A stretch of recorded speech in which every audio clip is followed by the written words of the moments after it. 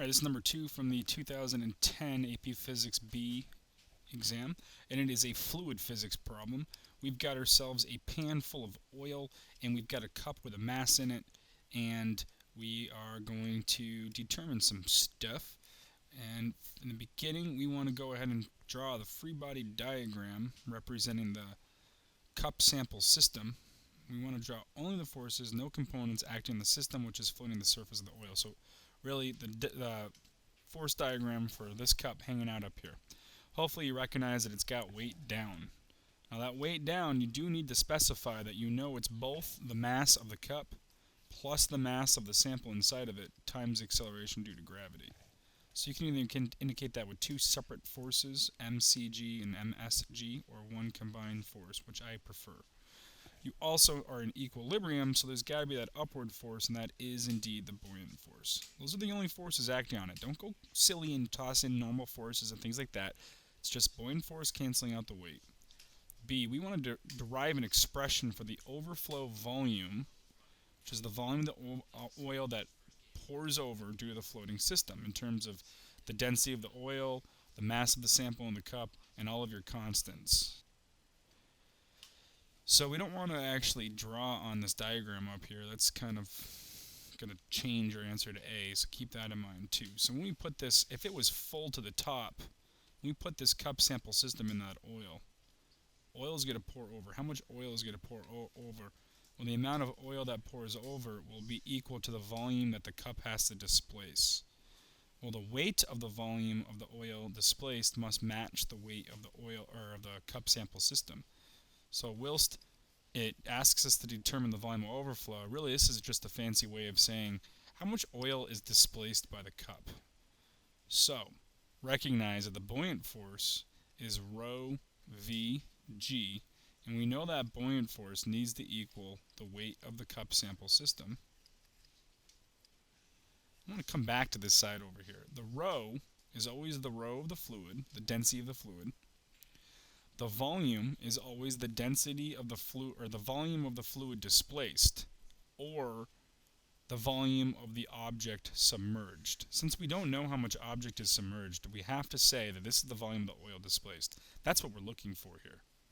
So I'm going to subscript these with O for oil. Gravity is canceled out. The volume displaced is going to be equal to the mass of the cup and the sample divided by the density of the oil. That is my answer to B. C now says we're going to basically continue to add more and more mass and measure more and more overflow. Try to figure out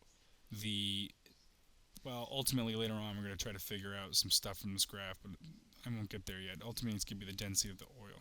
So we want to graph the overflow volume versus the mass sample. They already told us that's what's on each axis. All we've got to do is plot the numbers and proper units on both axes, and then draw the straight line that represents the data. I'm going to pause this while I do that. Alright, I haven't tossed my best fit in yet. I just want to point out some stuff here. This is the scale I decided on both axes. Put my units in for mass. Instead of writing 10 by 10 to the negative 6, 20 by 10 to the negative 6, all the way down, I just toss that in over here with my units. It allows us to say, hey, this is all times 10 to the negative 6. Definitely the right way of going about it. Now, this best fit line should not start at 0. We are going to compass or take over, and well, let me go back to that. Why? Well, actually, it looks like the intercept of your line is part E, so I'm going to come back to why it shouldn't start at 0, but we are going to toss down a best fit line that's going to try to cover the average of all of these, and that's a little bit harder for me to do in my computer program because I can only tilt it on an axis, but that looks pretty legit right there. Everyone's best fit line will be a little bit different, but it's even telling it's a straight line, so if you start doing a curve, you know you're doing it wrong. Alright, that's C. D wants us to use the slope of the best fit line to calculate the density of the oil. We need to use the slope to calculate the density of the oil. Don't think that that means the slope is the density of the oil. It's not. We're going to use the slope to then determine the density of the oil. To do that, I'm going to take the previously determined equation of the volume of the oil is going to be mc plus ms, S, all over the density of the oil. Now, we have a straight line relationship, so ultimately, there's one of two ways I can determine slope. I think the easiest for this one is to put it in y equals mx plus b form, with y, of course, being the volume of the oil and x being the mass of the sample. So I've got to get this into the form up top here. Some of you will be able to see how to do it right away. Some of you won't. I don't know if I'm going to do any crazy math, but I'm going to separate this MC over density of the oil plus my MS over the density of the oil. It's the same equation. I've just now started to put it in a more friendly format, and we're almost in the y equals mx plus b form. In fact, we are in the y equals mx plus b form, but it just doesn't visually look that way. So here's my y, good, but this is the desired mx,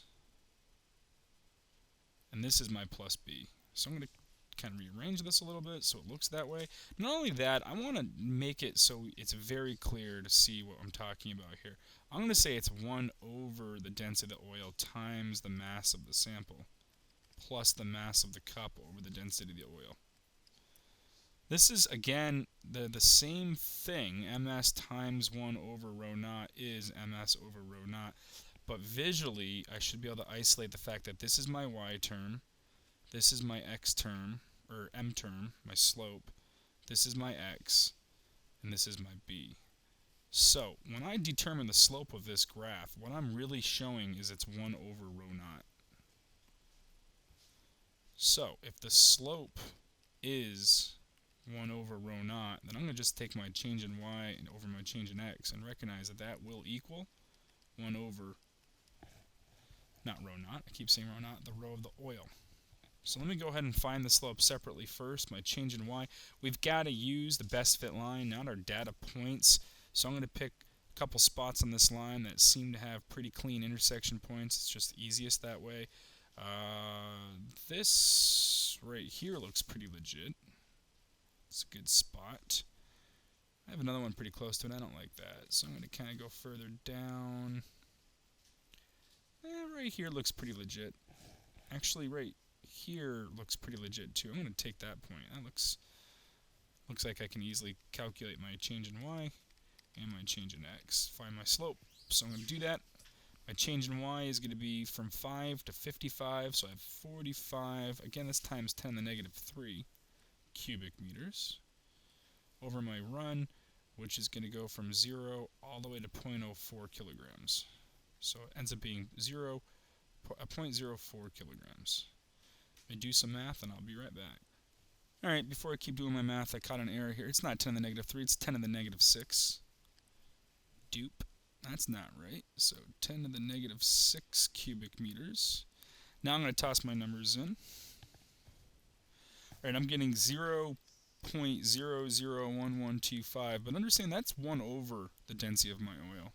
Therefore, the actual density of my oil is going to be the inverse of that. So I'm going to hit the inverse button on my calculator, and I'm going to get 888.89.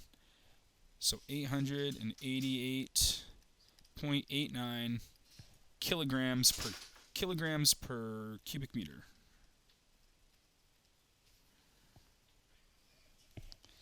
Okay, and then E wants to know what the physical significance of the intercept is. And physical significance is very important to pay attention to. It's not asking the number. Don't say 5 times 10 to the negative 6 cubic meters. It's saying literally, what does that represent? Why does it not approach 0? Well, let's think about this. The x-axis is the mass of the sample. So when there's no sample mass, does that mean there's going to be no oil displacement? No, because there's another mass there. There's the cup itself. This spot is the amount of oil displaced when we have just the empty cup. That's what it's looking for. Thank you.